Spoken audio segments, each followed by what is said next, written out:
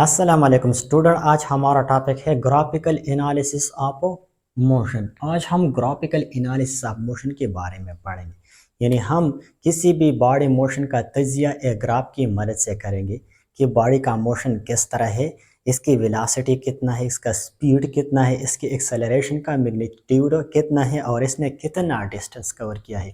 ये सब कुछ आज हम एक ग्राफ में ज़ाहिर करेंगे।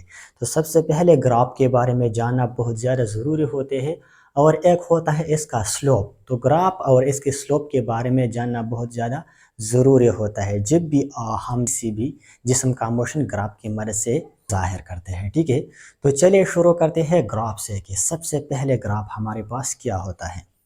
ग्राफ, तो हम ग्राफ को किस तरह डिफाइन करते हैं। ग्राफ इज इन effective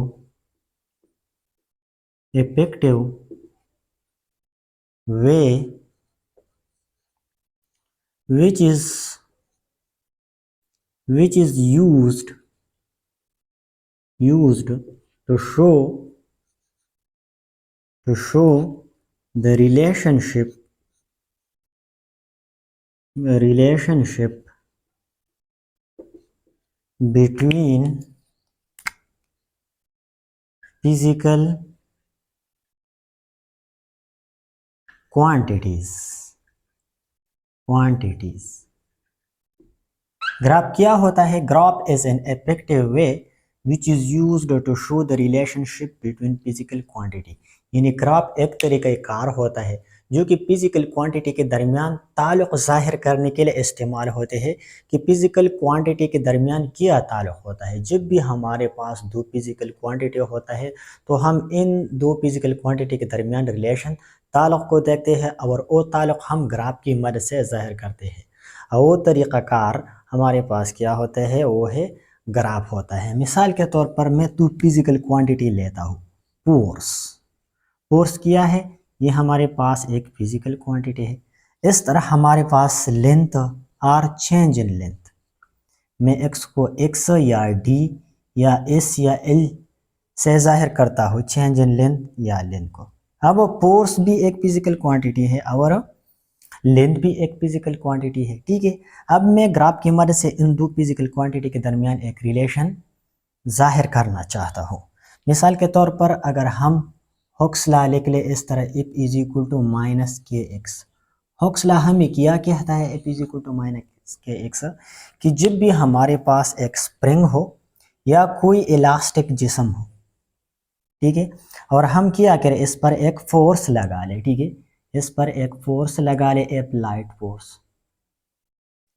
ठीक है, तो इसकी लंबाई में क्या होता है, इजाफा होता है या कमी होता है। जब हम एक्स को एक्सटेंड करते हैं, बाहर की तरफ खींचते हैं, तो इसकी लंबाई में इजाफा हो। जब हम इसको कंप्रेस करते हैं तो स्प्रिंग की लंबाई में कमी होती है। इसलिए हमारे पास force in this relation is directly proportional to X. और ये फोर्स क्या है, ये हमारे पास रिस्टोरिंग फोर्स है, स्प्रिंग का फोर्स, अप्लाइड फोर्स नहीं है। क्योंकि अप्लाइड फोर्स तो हम अप्लाई करते हैं स्प्रिंग को, और स्प्रिंग में अपना एक रिस्टोरिंग फोर्स स्टोर होता है, इसलिए ये हमारे पास रिस्टोरिंग फोर्स है। इसलिए हम इस रिलेशन को इस तरह लिख देते हैं, F is equal to minus k x. ठीक है, ये हुक्स लॉ है। अब मैं क्या करता हूँ, इस फोर्स और लेंथ में जो चेंज आता है, इन दोनों की रिलेशन को मैं एक ग्राफ की मदद से जाहिर करना चाहता हूँ। ठीक है, कि इन दोनों के दरमियान ये रिलेशन मैं ग्राफ की मदद से किस तरह जाहिर करूँगा। मिसाल के तौर पर मैं एक ग्राफ ड्रा करता हूँ। मैं ऐसा करता हूँ,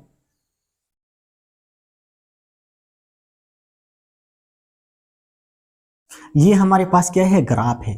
ग्राफ क्या होता है, जब हमारे पास दो लाइन हो, एक हॉरिजॉन्टल लाइन है, ये हमारे पास हॉरिजॉन्टल लाइन है, और ये एक वर्टिकल लाइन है। मैंने इसको एक्सिस का नाम दिया और इसको वाई एक्सिस, और दोनों लाइनों ने एक दूसरे को 90 डिग्री पे, यानी 90 डिग्री एंगल पे किया इंटरसेक्ट किया, क्रॉस किया, तो ऐसा सिस्टम क्या कहलाते हैं, ग्राफ कहलाते हैं। अब ये हमारे पास है ग्राफ है। मैंने ऐसा किया कि मैंने फोर्स को ले लिया वाई एक्सिस पे, मैंने यहाँ पे फोर्स लिया, फोर्स एफ को न्यूटन में, और यहाँ पे मैंने लेंथ लिया। ठीक है, चेंज इन लेंथ एक्स, इसको मीटर में लिया, इसको मैंने एक्सिस पे लिया, अब मैं सपोज करता हूँ, ठीक है, मैं कुछ क्वांटिटी को लिखता हूँ कि जब भी मैं 2 न्यूटन का फोर्स लगाता हूँ, फोर्स 2 न्यूटन का लगाता हूँ, तो लंबाई में कितना इजाफा आता है, मिसाल के तौर पे 1 मीटर का इजाफा आता है, ठीक है। और जब भी मैं 4 न्यूटन का फोर्स लगाता हूँ स्प्रिंग पे, तो लंबाई में 2 मीटर का इजाफा आता है। और जब भी मैं 6 न्यूटन फोर्स लगाता हूँ, तो लंबाई में कितना इजाफा आता है, लंबाई में इजाफा आता है 3 मीटर। और जब मैं 8 न्यूटन फोर्स लगाता हूँ, तो लंबाई में इजाफा आता है 4 मीटर। इस तरह 3 न्यूटन फोर्स लगाता हूँ, तो लंबाई में इजाफा आता है 6 मीटर, ठीक है। अब मैंने डेटा जो है ना सबसे पहले लिख लिया, ठीक है। अब मैं क्या करता हूँ, इस एक्सिस पे मैं क्या करता हूँ, मैं लेंथ को लेता हूँ जो कि स्प्रिंग की लंबाई में इजाफा आता है, ठीक है। तो 2 से स्टार्ट हो चुका है, तो मैं इस तरह लिखूंगा, 2 से अप टू 6 है, 1 2 3 4 5 6, ठीक है। ये 1 है, ये 2 है, 3 है, 4 है, 5 6 है, ठीक है। इस तरह फोर्स कितना मैंने लगाया है, मैंने 2 न्यूटन से स्टार्ट लिया है, ठीक है। तो ये होगा हमारे पास 1 2 3 4 5 6 7 8 9 10, ठीक है। तो जब भी मैं 2 न्यूटन का फोर्स लगा दिया, हमारे पास 1 न्यूटन है, ये 2 है, ये 3 है, ये 4 है, ये 5 है, ये 6 है, ये 7 है, ये 8 है, 9 है और 10 है, ठीक है। तो जब भी मैं स्प्रिंग पर 2 न्यूटन का फोर्स लगा तो यहाँ से स्टार्ट लेता हूँ, तो लंबाई में कितना इजाफा आता है, 1 मीटर का। तो ग्राफ इस तरह आएगा, मैं यहाँ से लाइन को लंबा करूंगा दोनों तरफ, ठीक है, फोर्स के डायरेक्शन से भी और लाइन के डायरेक्शन से भी। ये एक रिलेशन है। यहाँ पे आता है, जब मैंने 4 न्यूटन का फोर्स लगा लिया, तो लंबाई में 2 मीटर का इजाफा आ गया, तो ग्राफ यहाँ पे आएगा, यहाँ पे आएगा। इस तरह जब मैंने 6 मीटर का फोर्स लगा लिया, 6 न्यूटन का फोर्स लगा लिया, तो लंबाई में 3 मीटर का इजाफा आ गया, स्प्रिंग की लंबाई में इस तरह आ गए। इस तरह जब मैंने 8 न्यूटन का फोर्स लगा लिया, तो लंबाई में कितना इजाफा आ गया, स्प्रिंग की लंबाई में ये आ गए 4 न्यूटन, ठीक है। और इस तरह जब मैंने 10 न्यूटन का फोर्स लगा लिया, तो लंबाई में कितना इजाफा आ गया, वो आ गया 5 मीटर। सॉरी ये 6 नहीं है, ठीक है, ये 5 मीटर है, 5 मीटर आ गया, ठीक है। तो इस तरह जब मैं इन डॉट्स को आपस में मिलाता हूँ, ठीक है, ये डॉट्स क्या बनाते हैं, हमारे पास एक ग्राफ बनाता है। तो मैंने दो फिजिकल क्वांटिटी के दरमियान एक रिलेशन ग्राफ की मदद से जाहिर किया, और ये रिलेशनशिप जो कि मैंने क्वांटिटी के दरमियान जाहिर किया, ये क्या कहलाता है, बॉडी को graphical analysis of physical quantity.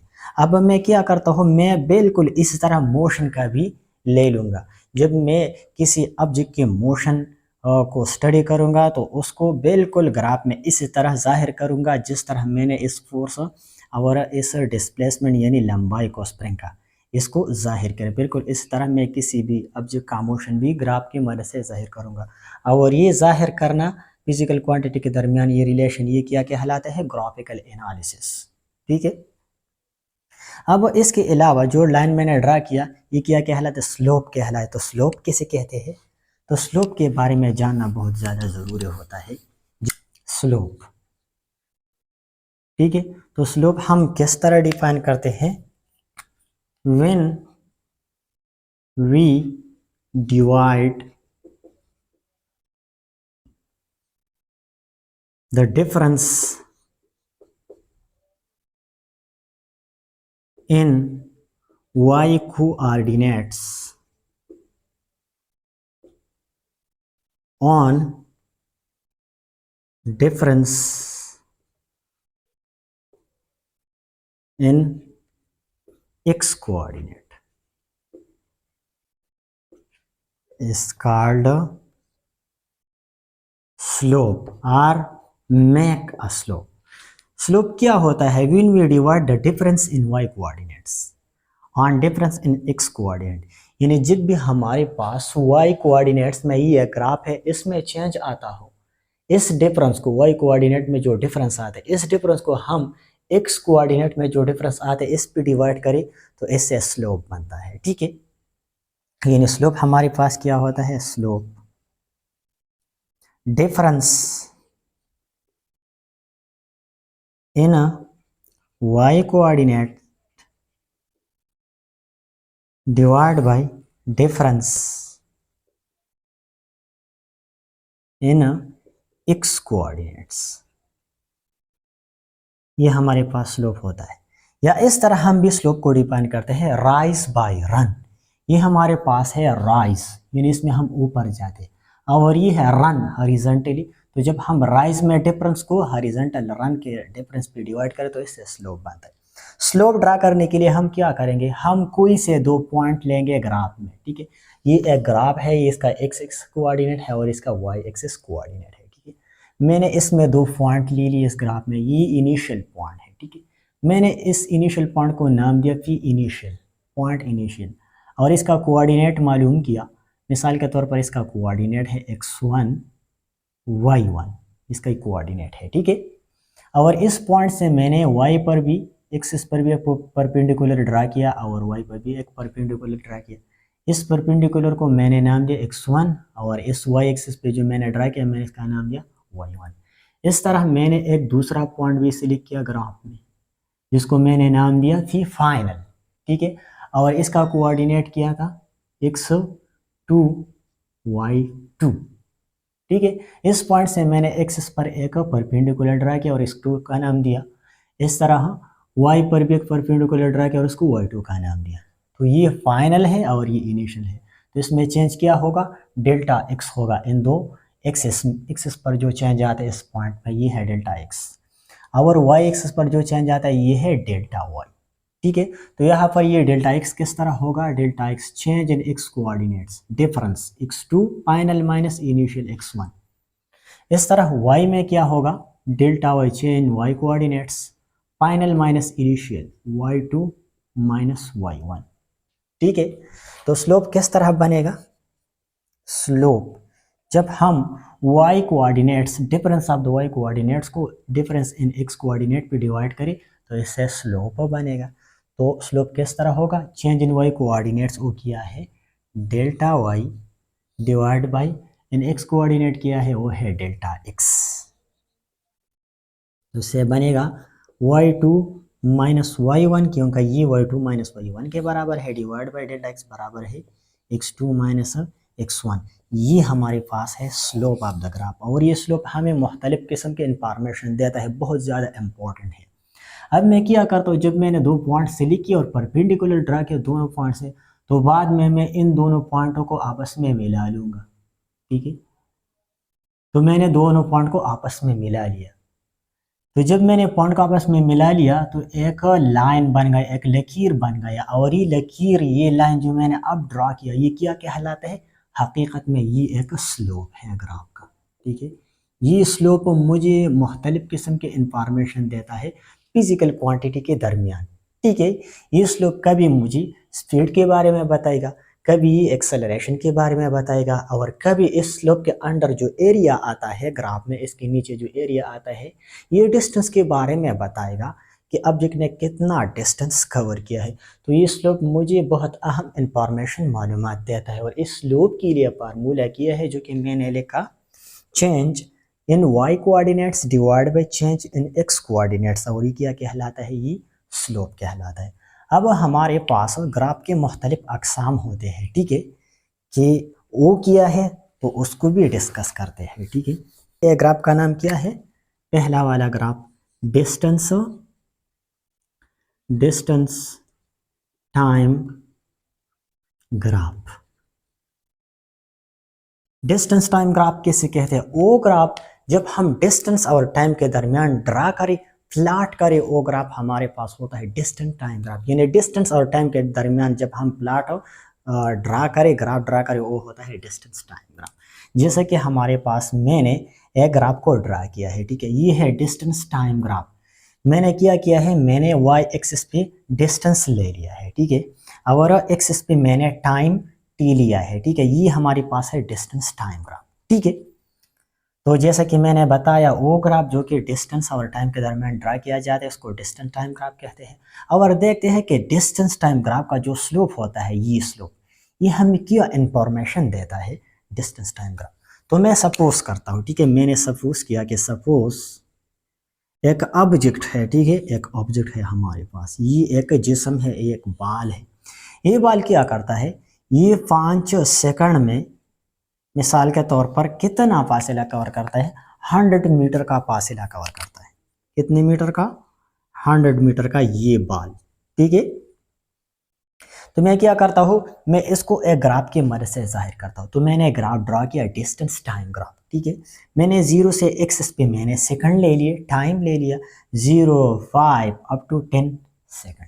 और वाई एक्सिस पे मैंने डिस्टेंस लिया 10, 20, 30, 40, 50, 60, 70, 80 एंड 100 मीटर। मैंने डिस्टेंस वाई एक्सिस पे ले लिया और टाइम को एक्सिस पे ले लिया, और देखते हैं कि हमें क्या इंफॉर्मेशन देता है। तो स्लोप से हम जानते हैं, ठीक है, डिस्टेंस टाइम ग्राफ के स्लोप अब हमें क्या देगा। तो स्लोप का फार्मूला क्या है, ये मैंने लिखा है, ये है इक्वेशन नंबर है फॉर एग्जांपल, ये स्लोप का फार्मूला है। अब मैं क्या करता हूँ, इस स्लोप का ये फार्मूला इस ग्राफ पे मैं अप्लाई करता हूँ और देखता हूँ कि ये स्लोप अब हमें, ये स्लोप अब मुझे क्या इंफॉर्मेशन देगा। तो स्लोप का फार्मूला क्या है, अब ये स्लोप क्या होगा, slope change in y coordinates divided by change in x coordinates, difference in x coordinates। अब देखते हैं, ये हमारे पास y2 माइनस y1 और ये हमारे पास x2 माइनस x1। अब y एक्सिस पे हमारे पास क्या है, डिस्टेंस है, और इसमें फाइनल डिस्टेंस क्या है y2, वो है 100 मीटर, और इनिशियल क्या है, इनिशियल y1 वो है 0 मीटर, ठीक है। तो यहाँ पे मैं क्या करूंगा, y2 की जगह मैं पुट कर लूंगा 100 मीटर, माइनस y1 की जगह मैं पुट कर लूंगा 0 मीटर। इस तरह एक्सिस पे x2 हमारे पास किया है, ये है x2, ये फाइनल x2 हमारे पास है एक्सिस पे, जो कि 10 सेकंड के बराबर है, और x1 हमारे पास किया है, ये है x2 10 सेकंड, और x1 हमारे पास किया है, x1 वो है 0 सेकंड, 0 से हमने स्टार्ट ले लिया है। तो यहाँ पर मैं x2 की जगह 10 पुट कर लूंगा, क्योंकि एक्सिस पे मैंने टाइम लिया है और वो अप टू 10 सेकंड है। तो फाइनल टाइम क्या है x2, वो है 10 सेकंड, माइनस इनिशियल टाइम क्या है 0 सेकंड, ठीक है। तो इससे क्या बनेगा, स्लोप मुझे क्या देगा, slope is equal to 100 minus 0 तो 100 हो जाएगा, इस तरह 10 माइनस 0 तो हो जाएगा 10 सेकंड। अब 0 0 के साथ कैंसिल हो जाएगा, तो इससे आएगा 10 मीटर पर सेकंड। अब हम देखते हैं कि मीटर पर सेकंड ये किस चीज का यूनिट है, ये है यूनिट ऑफ स्पीड, ये स्पीड का यूनिट है, ठीक है। तो जब भी हम डिस्टेंस को, मीटर डिस्टेंस का यूनिट है, सेकंड टाइम का यूनिट है, तो जब भी हम डिस्टेंस को टाइम पे डिवाइड करते हैं तो इससे क्या निकलता है, स्पीड। तो इससे हमें पता चलता है कि यहाँ पे जो स्लोप ग्राफ में हमें दिखाई देता है, ये स्लोप हमें क्या देता है, स्पीड ऑफ एन ऑब्जेक्ट। यानी जब भी हम डिस्टेंस और टाइम के दरमियान एक ग्राफ को प्लाट करें, एक प्लाट को ड्रा करें, तो उसका स्लोप हमें क्या देगा, speed of an object, object की स्पीड के बारे में इंफॉर्मेशन देगा। तो यहाँ पर ये स्लोप हमारे पास क्या है, ये है हकीकत में स्पीड v, ये ऑब्जेक्ट का स्पीड है, और कितना है, 10 मीटर पर सेकंड है। तो डिस्टेंस टाइम ग्राफ की स्लोप से हमें पता चला कि जब भी हम डिस्टेंस टाइम ग्राफ ड्रा करते हैं, यानी वो ग्राफ जो कि डिस्टेंस और टाइम के दरमियान हो, तो उसका स्लोप हमेशा हमें क्या देगा, क्या इंफॉर्मेशन देगा, ऑब्जेक्ट की स्पीड के बारे में, ना कि वेलोसिटी के बारे में, इसकी स्पीड के बारे में बताएगा। तो ये था डिस्टेंस टाइम ग्राफ। अब इसके अलावा जो दूसरा किस्म है वो है स्पीड टाइम ग्राफ। तो आपने जाना कि डिस्टेंस टाइम ग्राफ का स्लोप हमें क्या देता है, स्पीड ऑफ एन ऑब्जेक्ट, जैसे कि आपने देखा। अब दूसरा जो है, दूसरा दूसरा किस्म ग्राफ का वो है स्पीड टाइम ग्राफ, और हम इसमें भी देखते हैं कि स्पीड टाइम ग्राफ, इसका स्लोप हमें क्या इंफॉर्मेशन देता है, ठीक है। तो आते हैं speed time graph, second graph में स्पीड टाइम ग्राफ। तो पहला वाला जो था स्पीड टाइम ग्राफ, पहला वाला था डिस्टेंस टाइम ग्राफ, और ये है speed time graph. Speed time graph किसे कहते हैं, the graph which is plotted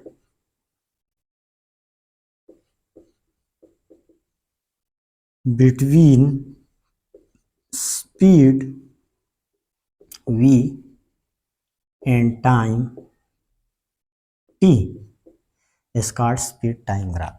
यानी वो ग्राफ जो कि स्पीड और टाइम के दरमियान ड्रा किया जाता है, प्लाट किया जाता है, वो क्या होता है, वो होता है स्पीड और टाइम ग्राफ। और हम देखते हैं अब स्पीड टाइम ग्राफ में कि इसका स्लोप हमें क्या इंफॉर्मेशन देगा, वो होता है स्पीड और टाइम ग्राफ। जैसे कि आपको शक्ल में दिखाई देते हैं, मैंने एक ग्राफ और ड्रा किया है स्पीड और टाइम ग्राफ।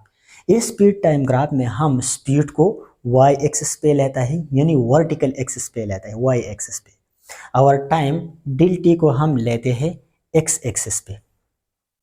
ठीक है, तो इस ग्राफ को ड्रा करने के लिए मैं सपोज करता हूं,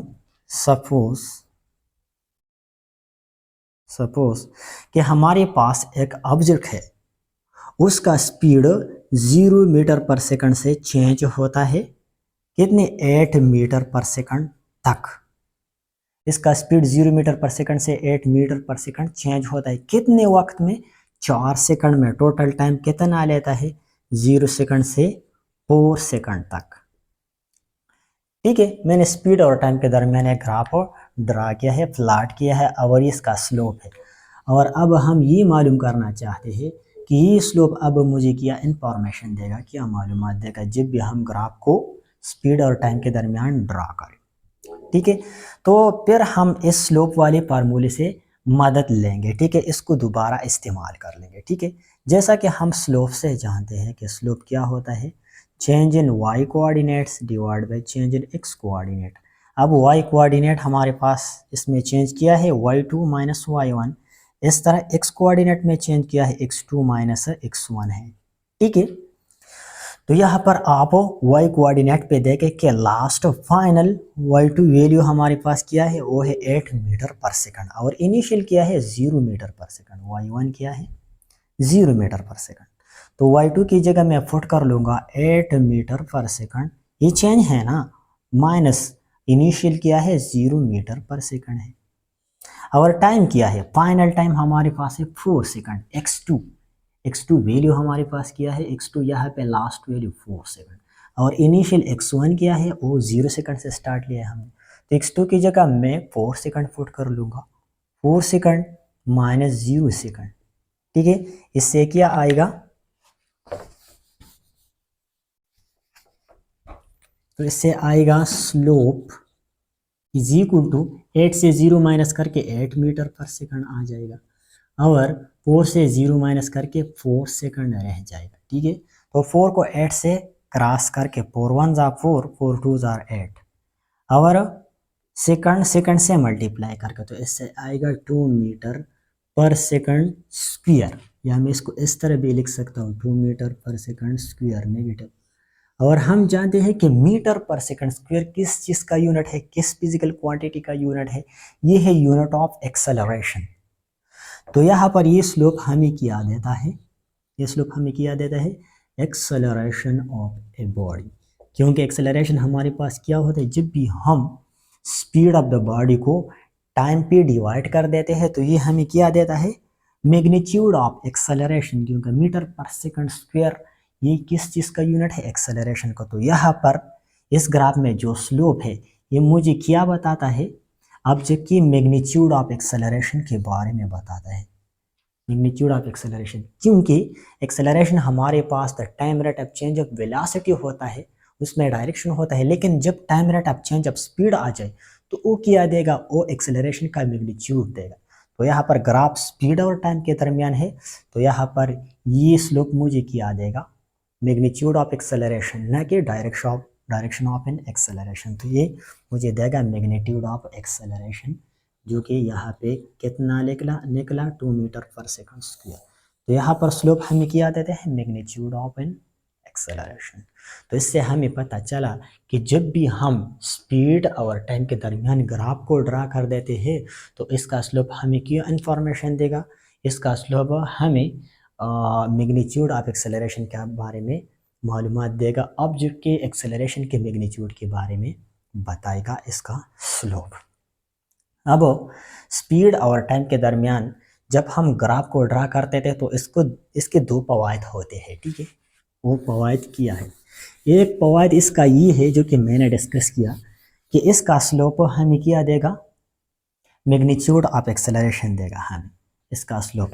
और दूसरा ये कि जब भी हम स्पीड और टाइम के दरमियान ग्राफ को ड्रा कर देते हैं तो ग्राफ में जितना एरिया बनता है वो हमें ऑब्जेक्ट के डिस्टेंस के बारे में बता देते हैं कि इसने कितना डिस्टेंस कवर किया है। तो हम ग्राफ को देखेंगे और इससे एरिया मालूम करके, जो भी ज्योमेट्रिकल शक्ल हो ग्राफ में, इससे एरिया मालूम करेंगे और वो एरिया हकीकत में हमारे पास क्या होगा, वो इस जिस्म का तय करदा फासला होगा कि इस जिस्म ने जिसके लिए हमने ग्राफ ड्रा किया है इसने कितना फासला कवर किया है, तो हम इस एरिया से मालूम करेंगे इस ग्राफ से, ठीक है। तो इसका दूसरा फ़ायदा क्या है, ये है area under the speed time graph gives us the information of distance is traveled by an object। यानी डिस्टेंस यानी स्पीड टाइम ग्राफ के अंदर जो एरिया बनता है, इस ग्राफ में जो एरिया बनता है, ये एरिया हकीकत में जिस्म के डिस्टेंस के बारे में बता देगा, इसने कितना डिस्टेंस कवर किया है। यहाँ पर देखो, ये हमारे पास क्या है, change in speed delta we है और ये चेंज इन टाइम है। तो स्पीड का फार्मूला हमारे पास क्या है, चेंज इन स्पीड, वो होता है delta S by delta T. The time rate of change of distance is called speed. अब इस फार्मूले को मैं इस तरह लिख सकता हूँ, delta s is equal to delta t, दोनों साइड मल्टीप्लाई करके इससे क्या आ जाएगा, delta v multiplied by delta t, ठीक है। तो ये डिस्टेंस कितना होगा, डिस्टेंस इज इक्वल टू, अब देखो डेल्टा वी हमारे पास वाई एक्सिस पे डेल्टा वी कितना है, फाइनल माइनस इनिशियल, जो कि मैंने पहले भी किया था, वो डेल्टा वी है चेंज इन वी, वो है 8 मीटर पर सेकंड माइनस 0 मीटर पर सेकंड। डेल्टा वी तो ये है मल्टीप्लाई, क्योंकि ये है डेल्टा वी, फाइनल तो 8 मीटर पर सेकंड है और इनिशियल y1 क्या है, वो 0 मीटर पर सेकंड, तो मैंने कर लिया। अब डेल्टा टी किया है final minus initial, x2 minus x1 वो है 4 माइनस 0, 4 माइनस 0 सेकंड, ठीक है। तो इसे कितना बनेगा, 8 मीटर पर सेकंड, इसे 0 सब्ट्रैक्ट करके और 4 से 0 सब्ट्रैक्ट करके 4 रह जाएगा, 4 सेकंड। तो इससे क्या आएगा, इससे आएगा 4 को मल्टीप्लाई करके 8 से, तो इससे आएगा 4 8 आर 32 मीटर पर सेकंड, और सेकंड मल्टीप्लाई करके सेकंड कैंसिल हो जाएगा, तो ये मुझे देगा 32 मीटर। यानी यहाँ पे जो एरिया हमने मालूम किया, ये हकीकत में किस चीज़ के बारे में बताते हैं, इस डिस्टेंस, यानी ऑब्जेक्ट ने कितना डिस्टेंस कवर किया है, 32 मीटर का डिस्टेंस कवर करता है ये ऑब्जेक्ट हमारे पास इस ग्राफ में। यानी इस ग्राफ में ये ऑब्जेक्ट हमारे पास 8 मीटर पर सेकंड स्क्वायर वेलोसिटी के साथ जाता है और कितना डिस्टेंस कवर करता है, 32 मीटर का डिस्टेंस कवर करता है। इस तरह इसके अलावा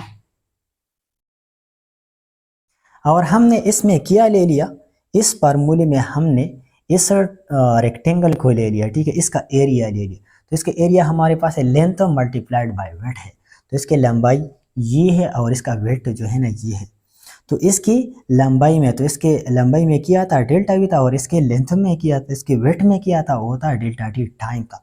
तो मैंने डेल्टा वी और डेल्टा टी को मल्टीप्लाई किया, यानी लेंथ मल्टीप्लाइड बाय विड्थ, दोनों को मल्टीप्लाई किया और ही मुझे इस एरिया के बारे में बताया, जो कि ऑब्जेक्ट का तय करदा फासिल है। अब अगर ऐसा हो, अगर एरिया सिर्फ ये हो, आपको जो ये ट्राइंगुलर शक्ल दिखाई देता है, ये ट्राइंगुलर वाला शक्ल, अगर एरिया ये हो तो फिर हम क्या करेंगे, हम इस रेक्टेंगल का एरिया मालूम करेंगे इस तरह जैसे कि मैंने पहले मालूम और इसको 2 पे डिवाइड कर लेंगे तो इस ट्राइंगल का एरिया मालूम हो जाएगा, ट्राइंगुलर एरिया।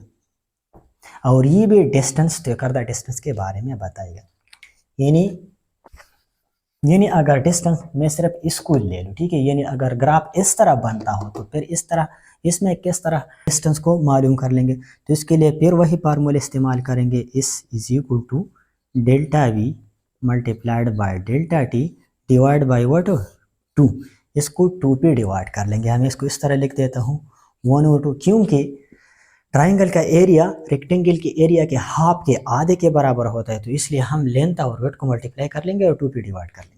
तो मैंने लेंथ और वेट, ये हमारे पास लेंथ है और ये वेट है, तो वेट पे हमारे पास चेंज इन वेलोसिटी और लेंथ पे हमारे पास चेंज इन टाइम है। इसका एरिया है, इस रेक्टेंगुलर शक्ल का एरिया है, लेकिन जब मैं इसको 2 पे डिवाइड कर देता हूँ तो ट्राइंगल का एरिया बच जाता है, ठीक है। तो ये मैंने इसको 2 पे डिवाइड कर लिया और फिर ले लिया change in length multiply change in weight, ठीक है। अब वो चेंज इन वी पर हमारे पास क्या है, वो पहला वाला जो मैंने कर लिया 8 - 0 मीटर पर सेकंड मल्टीप्लाई और डेल्टा टी पी क्या है 4 - 0 सेकंड, ये है, ठीक है। फिर क्या करें, इस 8 को 4 से मल्टीप्लाई करें तो इससे क्या आएगा 1/2 मल्टीप्लाई 4 8 जार 32। अब 32 को 2 पे डिवाइड करें, इससे क्या आएगा, डिस्टेंस 16, तो इससे आएगा 16 मीटर का डिस्टेंस। यानी अगर हम ट्रायंगुलर एरिया ले ले तो फिर ऑब्जेक्ट का तय करदा फासला कितना होगा 16 मीटर का होगा। तो ये एरिया इस शक्ल का, ट्रायंगुलर शक्ल का या रेक्टेंगुलर शक्ल का, दोनों हमें क्या देता है, ऑब्जेक्ट का तय करदा फासले के बारे में इंफॉर्मेशन देता है कि ऑब्जेक्ट ने कितना फासला कवर किया है। लेकिन ये बात याद रखना चाहिए कि ये ग्राफ सिर्फ और सिर्फ स्पीड और टाइम के दरमियान होगा, तब भी ये एरिया हमें डिस्टेंस के बारे में इंफॉर्मेशन देगा। अगर डिस्टेंस और टाइम के दरमियान हो तो फिर इससे जो नीचे एरिया आता है ग्राफ में, ये हमें डिस्टेंस के बारे में नहीं बताता। सिर्फ इस केस में ये हमें डिस्टेंस के बारे में ये एरिया बताता है, ठीक है। तो ये आज का सिंपल सा टॉपिक था, ग्राफिकल एनालिसिस ऑफ मोशन के बारे में, ग्राफ और इसके स्लोप के बारे में, डिस्टेंस टाइम ग्राफ और स्पीड टाइम ग्राफ के बारे में, ठीक है। तो उम्मीद रखता हूँ कि आप लोग समझ चुके होंगे। अगर फिर भी किसी स्टूडेंट का कोई क्वेश्चन हो तो आप लोग मुझसे पूछ सकते हैं। Thank you.